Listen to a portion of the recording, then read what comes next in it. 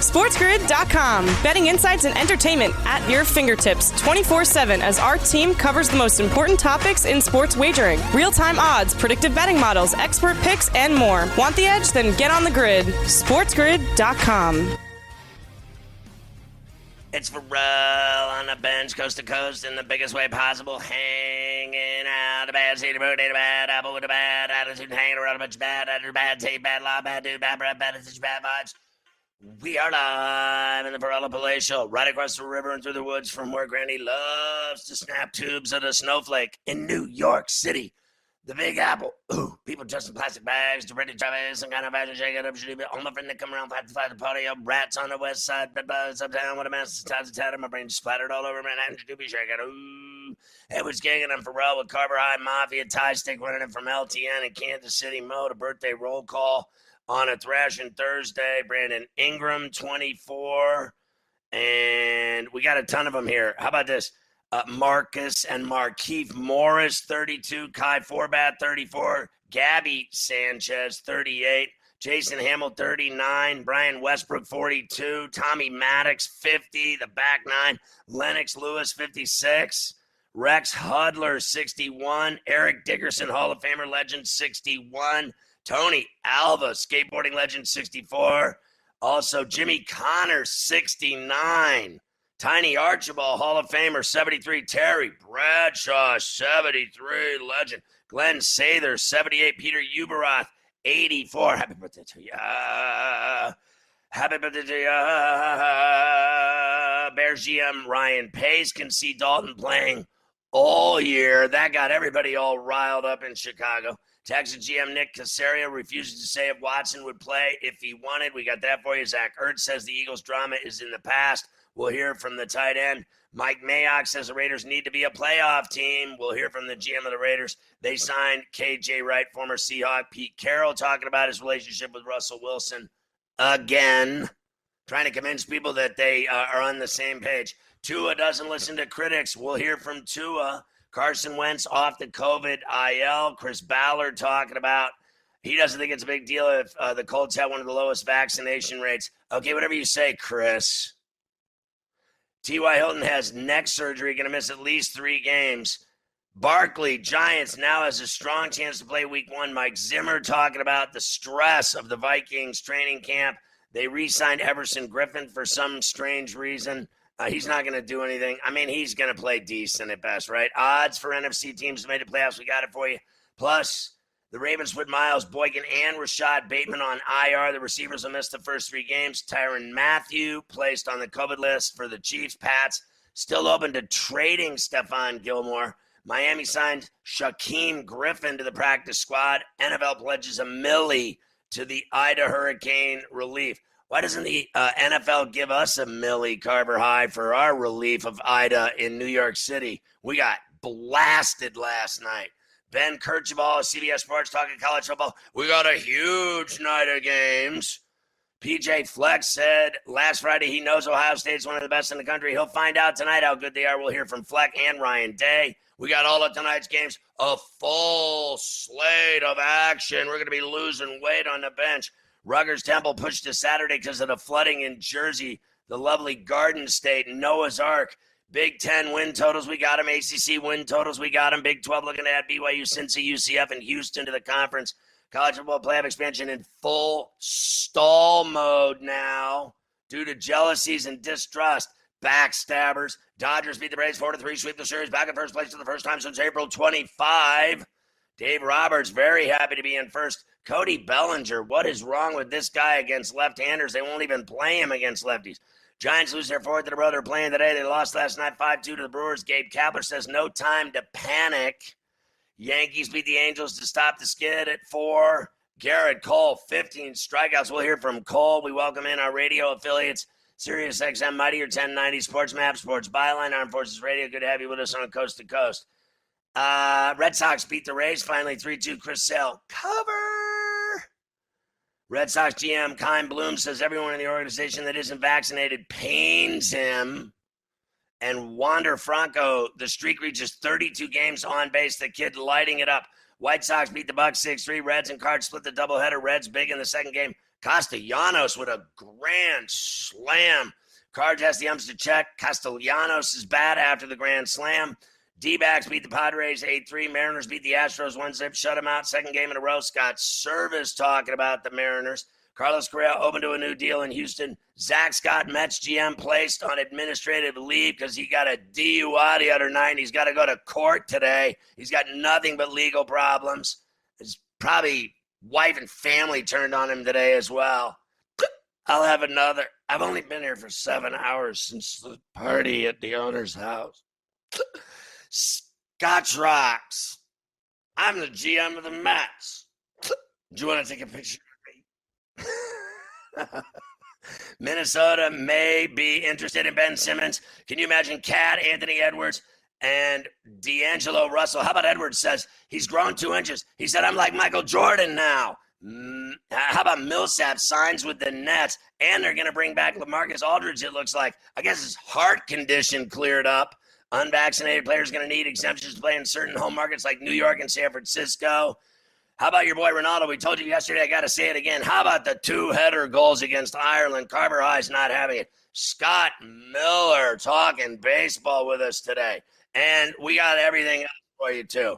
The new hosts on First Take with your boy Stephen A. finally got someone to argue with. Oscar De La Hoya talking about being raped. It's all evolving rapidly. We got day baseball. And Carver High's coming up with me to rage through everything on Coast to Coast. So grab a freshie and go with us. SportsGrid.com. Betting insights and entertainment at your fingertips 24/7 as our team covers the most important topics in sports wagering. Real-time odds, predictive betting models, expert picks, and more. Want the edge? Then get on the grid. SportsGrid.com.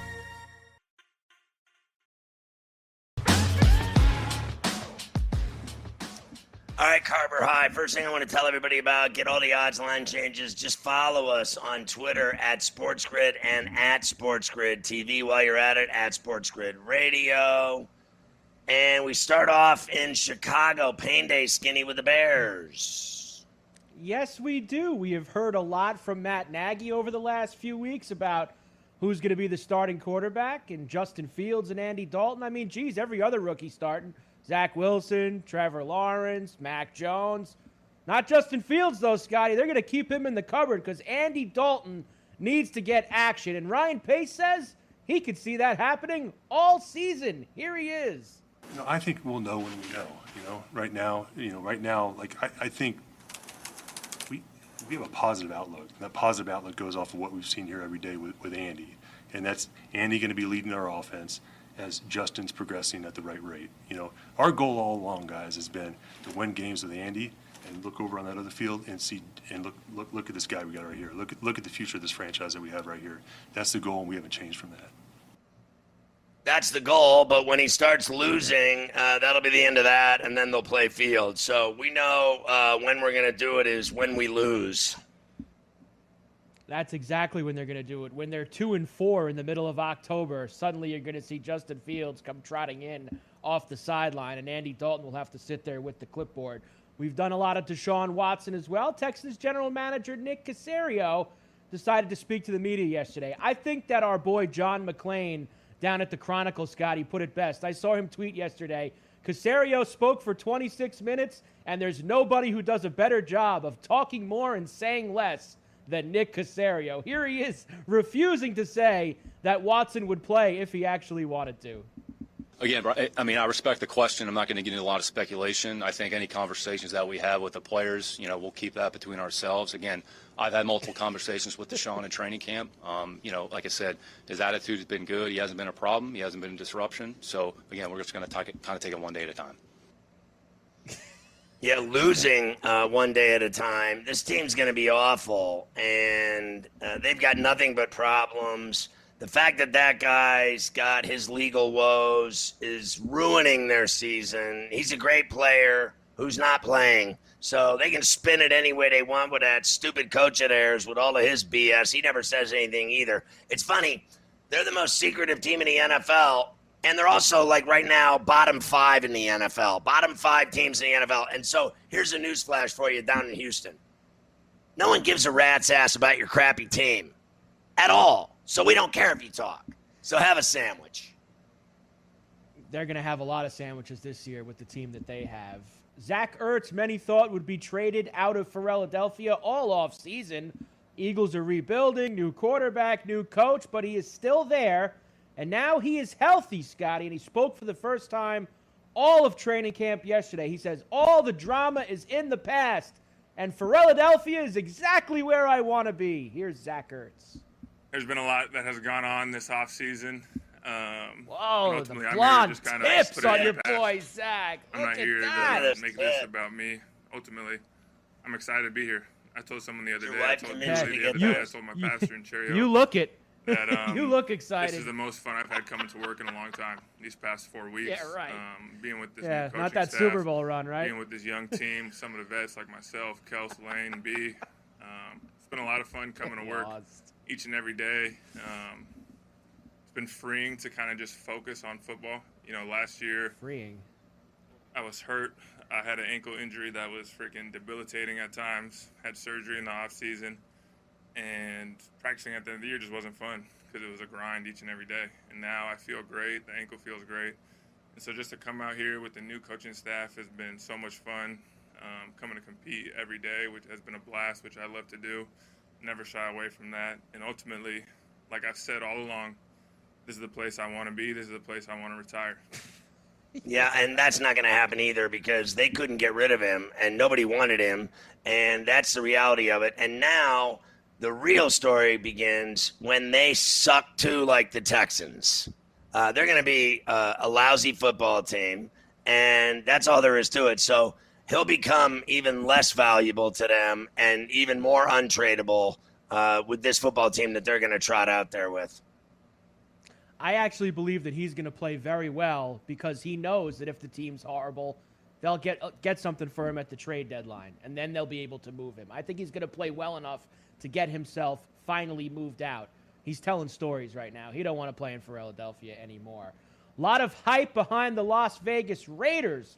Almost made the playoffs last year, just missed. We're in year 3 now of John Gruden as the head coach and general manager Mike Mayock. He says, Scotty, that the Raiders need to be a playoff team this year. They got to get to the promised land. Here's Mike Mayock. We are. We've assembled 53 players. We think we're going to be a pretty good football team. We're not hiding from expectations. I think John and I would both tell you that we feel like we need to be a playoff team. There's not many of them. You don't have to hide. I don't think there's any doubt about that. And you guys are all going to put that in your headlines, and I understand it. But we're not. I mean, that's what the expectation is. We think it's funny coming from you, the guy that came from media. Now you're making fun of guys' headlines. Position, and we got to take care of business. Is there anything worse than these phonies that like were in the media that get a job somehow miraculously as a GM that people still can't explain why he's the GM because he could talk, I could talk, why am I not a GM? So here's the deal.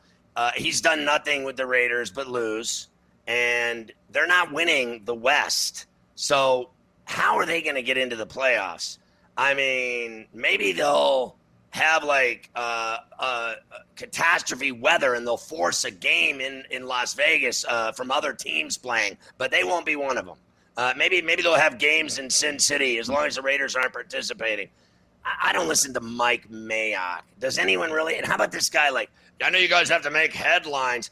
Stop being a tool, bro. You were one of us not too long ago with your big mouth, and now all of a sudden you're some big shot acting like you're Al Davis. Please. Dude, you're like the Male Organ of the Month Club. Slow down, Chipper. Owner Mark Davis did hear those comments, Scotty, and he said, well, it's time to put up or shut up. No more time for talk. It's time to actually get it done. We will see if the Raiders can do that this year and finally get to the playoffs with Gruden being back. They also signed linebacker KJ Wright, of course, former Pro Bowler with the Seattle Seahawks. He is now in Vegas with the Raiders. Former is right, the key word there. Speaking of Seattle, a lot was made of Russell Wilson and Pete Carroll in the offseason. Things have seemed pretty good since training camp has started. For whatever reason, it got brought up again yesterday, the big heart-to-heart that Pete Carroll and Russell Wilson had in the offseason. Let's hear from Coach Pete Carroll. We've had so many of those. I mean, I don't know. There was one specific one. Still looks after good we for had an been old apart for a keeper. while, and then we apart for a long time one night, and that's the one I'm sure he's referring to. But we were just dealing with what was going on in the media and all that, and how we were going to move forward together. And we just revisited all of the foundation and the background and the vision for the future and all of those things, that we often would touch base on. But this was like we just kind of regrouped, and that's basically what happened. And there's so much commonality to how we think and how we approach stuff, and that it was really a kind of a process of revisiting that and remembering, who we were and what we were all about, and that's really what took place. And so I know it was a long talk, and You've always I'm had glad my that back. he saw that was really valuable to both of us and moving forward. I've always loved you. You've always been there for me. You know what? I'll give him this much. He's one of the rare birds that won in college football a title and then went to the NFL and won a Super Bowl. So he's had a hell of a run in both big-time college football and in the NFL. No one can argue it. That's why he's still got a job. It is very hard to do. Many guys have not. 69 years old now for Pete Carroll. You're right, Scotty. He does look pretty good for 69, old Pete. Not bad. I hope I look that good when I'm 69. I hope I get to 69 with the weather we've been having lately. SportsGrid.com. Betting insights and entertainment at your fingertips 24/7 as our team covers the most important topics in sports wagering. Real-time odds, predictive betting models, expert picks, and more. Want the edge? Then get on the grid. SportsGrid.com.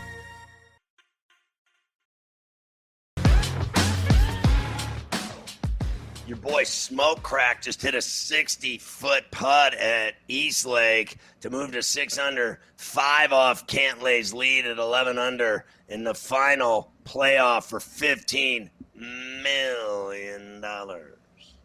Yeah, Cantlay off to a little bit of a slow start. He's only 1 under through 11 holes, so that puts him at 11 under overall. Hopefully a couple of these guys can at least catch him so that we have some drama on Saturday and Sunday for the $15 million and the FedEx Cup. We continue on with the NFL.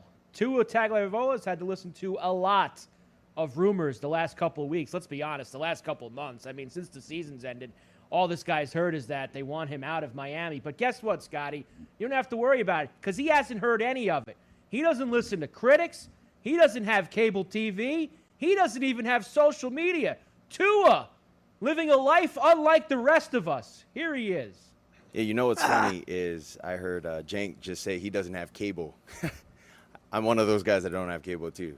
So I'm not able to turn on my TV and watch what's going on to see the news. He's such a liar. And whatnot. I don't believe now, obviously, I know social media is a big deal, but really I only hear from or hear about those things either from my agents or if it comes from Ann Nolan or if Coach wants to sit down and talk to me about things like that. So that's kind of how I find out, a lot of the talk that's going on. Yeah, right. Your boy's living like he's back down by the beach, boy, in Hawaii. Has no phones, no TVs, no cable, no nothing. Like, what's next? He's using candles? I think he is an absolute liar. I do not believe whatsoever that 23-year-old NFL quarterback got tons of cash. He's got cribs now, got the whole deal. You're telling me my man don't got the cable TV set up at the house? He's not rolling with the phone, seeing what you cannot stand up there and lie to everybody and say that you don't hear any of the rumors that have been said about you and being the Dolphin quarterback for the last 9 months. You can't do it. He's a liar, Scotty. We don't like that on Coast to Coast. No Liar. Liar. No good. The Colts have activated Carson Wentz off of the COVID IL. We'll see if this can line him up to maybe play in week 1, although he needs to be 100% healthy with the foot to do that. Here's Colts general manager Chris Ballard. He doesn't think it's that big of a deal that the Colts have one of the lowest vaccination rates in the league. Who cares? We're going to be just fine missing guys every week. Here's Chris Ballard. I mean, I still go back to Barry, Coach Alvarez, in college. I mean, it echoes through my head all the time. Don't flinch. No matter what happens, don't flinch. There's going to be problems. There's going to be problems in every season. There's going to be injury. There's going to be breakthrough cases. There's going to be COVID. Let me finish. There's going to be COVID. It's going to happen. It's going to happen to every team. You move forward. I don't sit here and worry about the negative. We know the protocols. We know what we need to handle, and that's what we'll do. Honestly, though, I don't care what he says. He's an idiot talking about the COVID, that it doesn't even matter. So let's talk about Wentz for a second. My mother-in-law is 90. She has less problems than Carson Wentz. I mean, honestly. She drinks Jameson. She smokes fatties. She gambles in the casino. Your boy Wentz is like 105 with all of his maladies. I can't keep up with this guy's like IL, his IR, his injuries, his feet, his head, his problems, his jealousies. He needs a shrink. I mean, honestly, I can't even take it. They should have a soap opera about this guy. The days of Wentz. And your mother-in-law has been through a lot the last year. She's had several ailments, and I still do believe you that Carson Wentz has had more problems than her over the last year. So that's saying something for the Colt quarterback. More problems for the Colts. We already knew T.Y. Hilton was going to miss time. Neck surgery. Will miss at least the first 3 games as he goes on the IR. That doesn't sound very good at all. I don't see him back week 4 after the neck surgery. Me neither. Just a bad scene all around. We'll have to ask Dr. Zhivago about that timetable tomorrow, because the Colts, they're pretty good with this stuff. Speaking of timetable, Saquon Barkley, Dr. Zhivago said last week, Scotty, I don't think there's he shouldn't play week 1. He's not going to be 100%. He won't be able to be full go. Now they're saying he has a strong chance to play. I think the Giants, Scotty, are under a lot of pressure here to get Barkley on the field because they don't trust the quarterback completely. Golladay seems like he's never healthy. I think the Giants are pushing this, and that's probably not the best thing.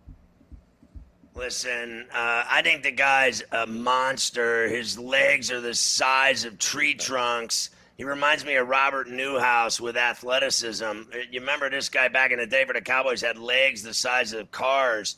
All I know is when Barkley's healthy, he's dangerous and he's talented. I don't believe in their quarterback. They have all these talented receivers. They really do. Tight ends. They have it all. I don't trust their defense for 5 minutes. I like their coach. I think he's kind of crazy, a big tough guy. But people want to see Barkley play. I don't really care if he goes week 1. He's playing this year. Who cares if it's week 1, week 4, week 6? Who cares? Bottom line is, if he's ready to go, just go. What's the problem? Let's not candy ass it. Giants still a 2.5-point underdog at home, week number 1, against Teddy Bridgewater and the Denver Broncos. How about that? We go to Minnesota now. Mike Zimmer says it's been a stressful training camp with all the COVID issues that the Vikings have had. In fact, Scotty, Zimmer says the whole entire time he's been the Vikings coach has been stressful. Listen to him read off a laundry list of problems he's had since he's been in Minnesota. Here's Zimmer.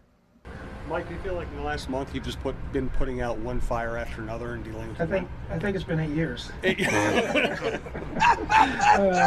it's been seems like the book is going to be a good book when I write it. That's the first time I've seen him without his sunglasses. To Adrian, and there's a lot that you guys don't know. Remember he was going to be blind? Yeah. I'd have to go get all my notes. But you know what? It's like that probably every place. Everybody has their trials and tribulations, I guess. Wow, Mike Zimmer smiling. I have seen it all. I know. Boom. Getting Jesus. a joke to be cracked from Mike Zimmer, that's almost an impossible feat. That reporter deserves a gold star there at Vikings training camp today. Vikings also re-signed Everson Griffin after they released him. I guess it was just a paperwork move, Scotty. They will have Griffin as part of their pass rush here coming in to the 2021 season. All right, we have odds to make the playoffs in the NFC. I have them for every team in the NFC. That's right. Look at the big board. We go from the top left, the teams with the best odds, the Bucks, the Packers, the 49ers, the Rams, and the Cowboys. The bottom is the bottom right corner. The Lions, the Eagles, the Panthers, the Giants. Little Giants plus 230 to make the playoffs in a weak NFC East? How about the Bears with Dalton plus 200 to make the playoffs? Arizona, a team you like, at plus 176. We could get some fines here. So they think you like the Giants to battle the Cowboys in that East? Is that what you're telling me, Carver High? And then are you buying my no. Arizona having a good season? I will buy the Arizona having the good season, but honestly, I think the Giants are going to be miserable. I think it's a dead under. I'm going to play the under 7 or 7.5 wins, whatever it is. I think they're going to stink. Do you think they'll beat Denver? And then, so I'll tell you a really quick story. I went to, I get Steelers season tickets, so I went to get the tickets for the flight to see the Raiders week 2 after they lose to the Bills in week 1. It was $2,500 to fly 40 minutes to Pittsburgh, and I'm like, I'm not paying that. I'm not paying that to go see the Steelers play the Raiders. So I decided to go see the Broncos on 10/10, which is a few weeks down the road in October. Do you think they beat the Giants in week 1 in New York? The Broncos and Teddy. I'm a little, the line bothers me. Like, why are the Broncos favored over the Giants? It doesn't make sense to me. At home, revamped Giant offense. They're going to be better this year. I don't know. The line is very fishy to me. I think the Broncos are going to beat them, actually. They got a little bit of a better D. Bridgewater, the safer pick at quarterback. I think I'm actually going to take the Broncos. But I will take the Steelers when you go to see them. Because if you're in the building at the ketchup bottle, they're going to take care of business. So I'm going to put the bet in weeks in advance. Steelers over the Broncos, cover whatever number they put on the board. I was at the 96, I think it was the 96 playoff game when the Broncos beat the Steelers in that title game. Oh, my God, it was just awful. I was doing a show for MTV at Three Rivers, and it just did not end well. Or wherever. It was at Heinz Field. I can't remember where it was. I was at the game, though. I have video of me. I was hammered drunk, and I was setting fires in the parking lot. I had long hair, and there was a heavy metal band playing with me in the parking lot, and there was a lot of nudity and drugs. Are we live? One more from that list. Yes, we are. One more from that list. 49ers to miss the playoffs, plus 164. I'm not a believer in what they've got cooking out there in San Francisco either. I think they're going to miss the playoffs. I'm all in on the Rams, baby. Let's go. A couple of other notes for you on the NFL. Ravens put Miles Boykin and Rashad Bateman on the IR. They'll miss at least the first 3 games. Chiefs Tyrann Mathieu placed on the COVID list. Patriots still open to trading Stephon Gilmore. We know he's starting the season on the PUP. Going to miss the first 6 games. Miami signed Shaquem Griffin to the practice squad. NFL pledges $1 million, Scotty, in Ida hurricane relief. Nice job by the league. I'll tell you what, everybody, they should send me some money. I had water pouring in my crib last night after the On the Bench show. I spotted Lake Louise in the dark on a reflection going up the stairs, and I was mopping for an hour and a half. I never slept the whole night. I stopped the flood, though. I did see animals going in pairs down my driveway, though, late at 4:45 in the morning. I live in hell. I hate it. New York City, underwater, Central Park, the subways, the po-po. SportsGrid.com. Betting insights and entertainment at your fingertips 24/7 as our team covers the most important topics in sports wagering. Real-time odds, predictive betting models, expert picks, and more. Want the edge? Then get on the grid. SportsGrid.com.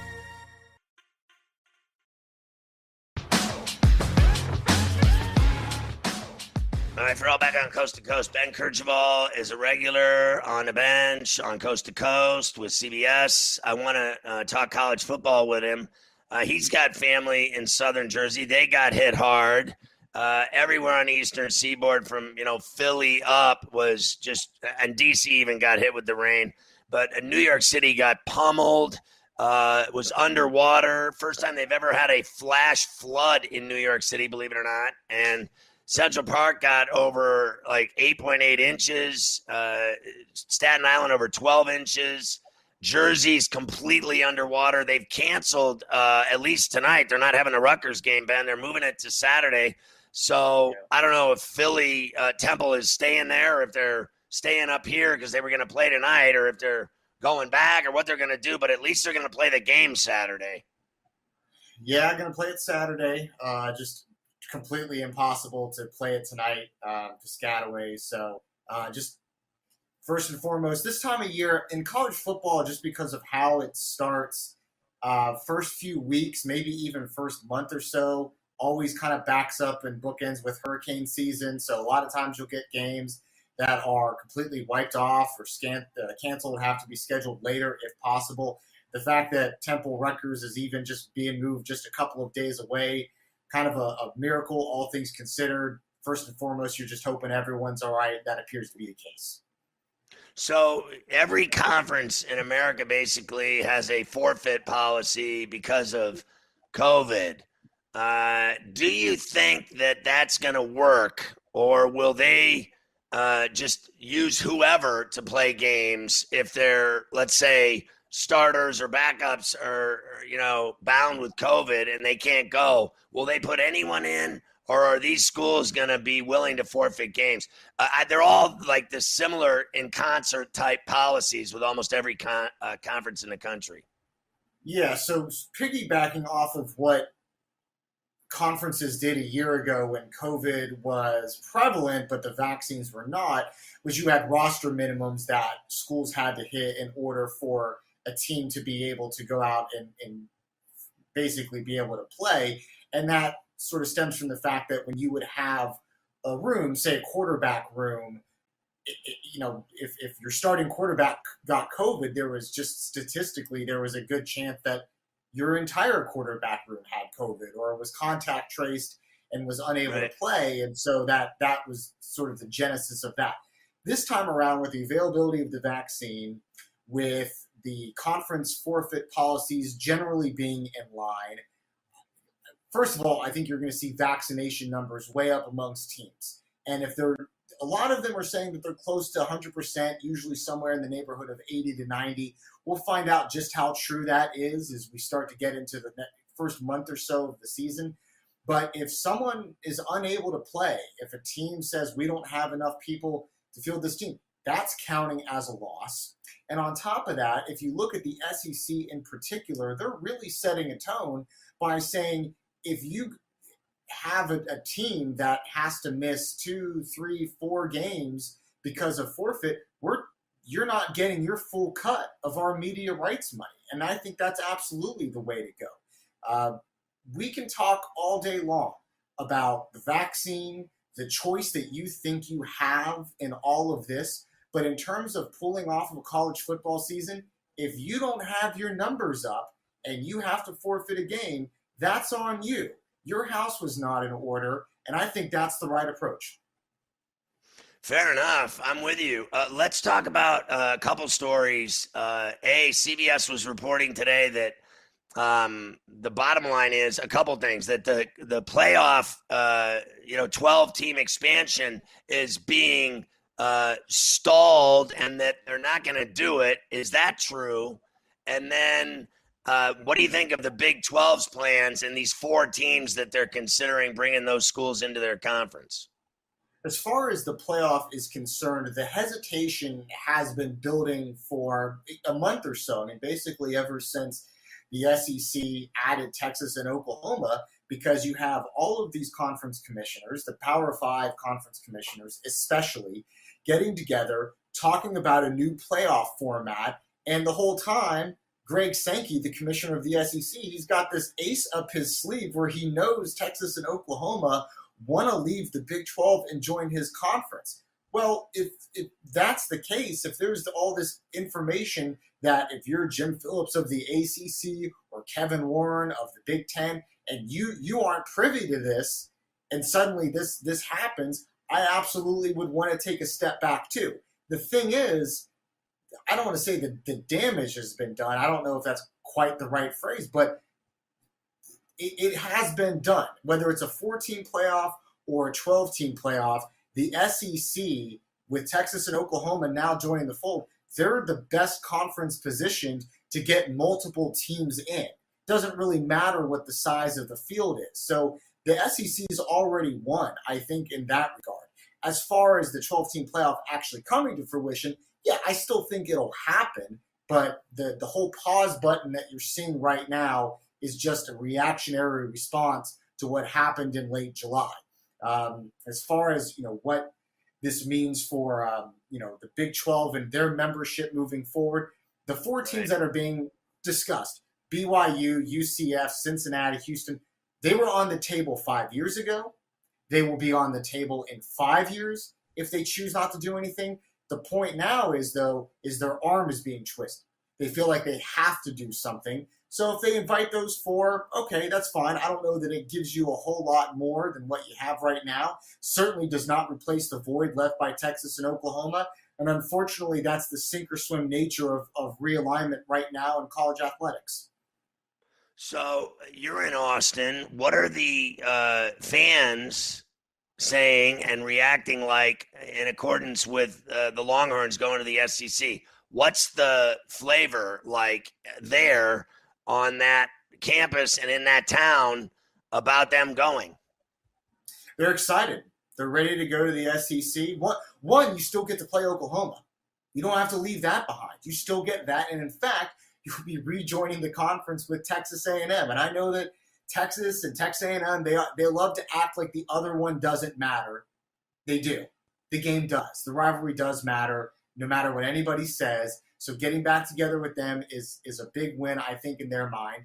And it's a chance to make more money. And there's a little bit of an interesting factor, too, with going to the SEC. In some ways, I don't know that this is necessarily a fan's perspective. I think this is a Board of Regents perspective, where they feel like that they are being hampered on the recruiting trail, that somehow they're not having as much success as they would like because they're not in the best position conference-wise to succeed. That's sort of Texas for you. It's always somebody else's fault. It's never them being able to do what they need to do. So they feel like this will alleviate that problem for them. But, you go into whatever SEC division or pod or whatever you're going to end up in 2025, and those 7-6 records you're getting in Big 12 play are not going to change unless you have the right players and the right coach. And frankly, Scotty, it does not matter what conference you're in for that. Ben Kercheval with us from CBS. Tonight, Ohio State goes to Minneapolis to take on PJ Fleck's Gophers. And I know he had one good season there. Are they able to dance with the Buckeyes with a new quarterback, or will Ryan Day continue his unbeaten streak in the Big Ten? If Ohio State is the team that we think they are and that they're a national championship contender, then they need to go to Minnesota tonight and take care of business. Now, what you'll get with week one games, especially now that you're really having fans back in the stadium, is I think you're going to see some road teams struggle, especially early. And I don't know that Ohio State will be immune to that necessarily. Wouldn't surprise me if Minnesota maybe gets out to either an early lead or kind of has them, in contention or on the ropes at halftime or something like that. But you're going to see C.J. Stroud. He's making his first start, redshirt freshman for Ohio State. 5-star kid, beat out 2 other 5-star kids and another 4-star kid. So I think he's probably the real deal. He's going to have great wide receivers to throw it to, Chris Olave and Garrett Wilson. So you have everything that you need to go out there and take care of business. Minnesota does have a great running back, Muhammad Ibrahim.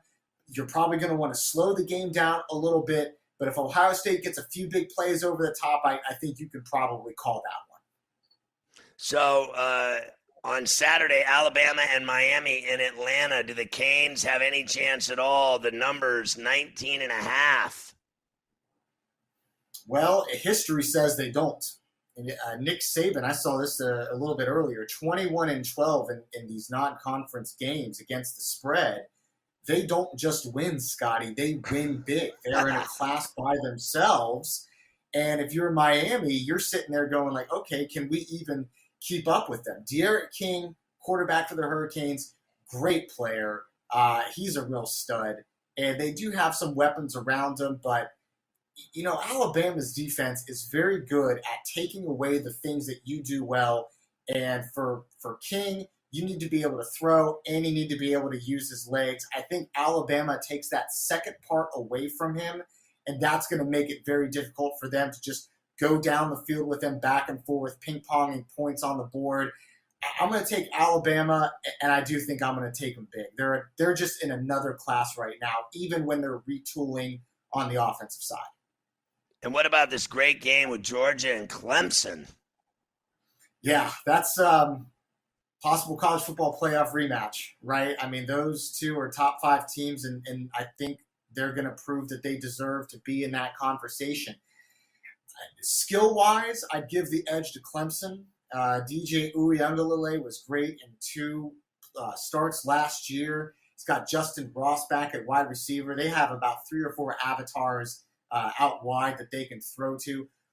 Georgia, a little bit more of an unknown in the passing game. George Pickens is out with an ACL tear. He's been their number 1 wideout. Arik Gilbert was going to be a big-time player for them after transferring from LSU. He's been out for personal reasons. They have some injuries on defense as well. But I think one area where you'll see Georgia have maybe a little bit more of an advantage over Clemson is in the trenches. From their defensive front, I actually think they can give the Tigers some problems. Going to be very, very close. If you give me a quarterback wide receiver edge, I'm going to go with Clemson. But I think it's very tight, and I think it's on the lower scoring side. But give me Clemson straight up. How do you think LSU will do at UCLA? Well, based on playing Hawaii last week, UCLA is the greatest team of all time. I mean, they had an unbelievable rushing day, but LSU's defense is a little bit different, I think, especially up front. They have a new defensive coordinator. I think they've simplified their scheme. Big, long road trips. Again, that week 1, you might see a little bit of rust out of LSU, but in terms of the talent that they have assembled, like the Tigers, I think maybe after a couple early hiccups, they take care of business. I'll take the Tigers and lay the points on that. All right, real quick, I got 20 seconds. Notre Dame and Florida State. How will Mackenzie do against the Irish in Tallahassee on Sunday night? I'm really looking forward to seeing Mackenzie Milton back after that knee injury. Good for him. Notre Dame's replacing a lot, but overall a little bit of a better shape than where Florida State is as a program. I'll take Notre Dame. All right, Ben, great stuff. Enjoy all the games this weekend. Good seeing you, brother. Take care, Scott. All right, Ben Kercheval with CBS. We got a lot more to go, so grab another cold one. SportsGrid.com. Betting insights and entertainment at your fingertips 24/7 as our team covers the most important topics in sports wagering. Real-time odds, predictive betting models, expert picks, and more. Want the edge? Then get on the grid. SportsGrid.com.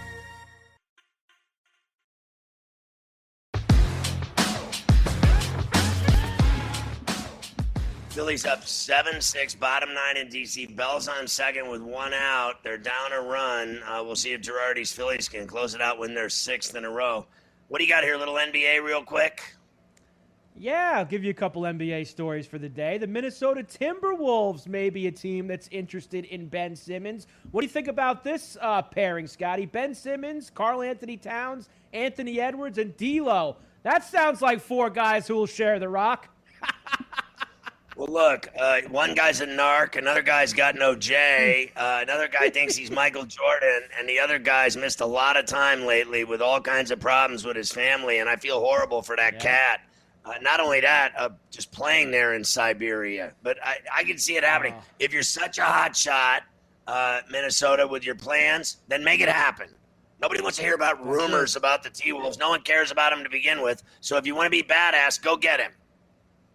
And you mentioned the Anthony Edwards, Michael Jordan stuff. Apparently he's still growing, had a little growth spurt. He said, "Don't let me get to 6'6", or I'll be Michael Jordan." Good luck, young man. The Nets, very busy. They signed Paul Millsap. They also may bring back LaMarcus Aldridge since he's now been medically cleared. Man, that didn't take very long, Scotty. What was that, about 4 months between retiring and being medically cleared to play again? Jeez, how many doctors did LaMarcus see? Yeah, he was going to die of heart failure, and then Millsap's got his AARP card. So, look, they got all these guys, all this talent. Hey, I won't deny Aldridge looked good with them when he played with the Nets. He actually was, doing his job. I like that piece. Look, they brought in a lot of big names over the last 2 years, as we know. I still think the guy they signed this offseason is a sneaky good play. That's Patty Mills. I think that's going to be a really good signing for the Brooklyn Nets. Unvaccinated players will need exemptions to play in certain home markets like San Francisco and in New York at the Garden in Brooklyn, Scotty. So that will be a topic as teams start to get back together next month. That's ridiculous. Why give someone an exemption? I mean, if you're not vaccinated and you have to be vaccinated in New York and San Francisco, then you're not playing. How's that for a thought? I mean, honestly, it's embarrassing. An exemption?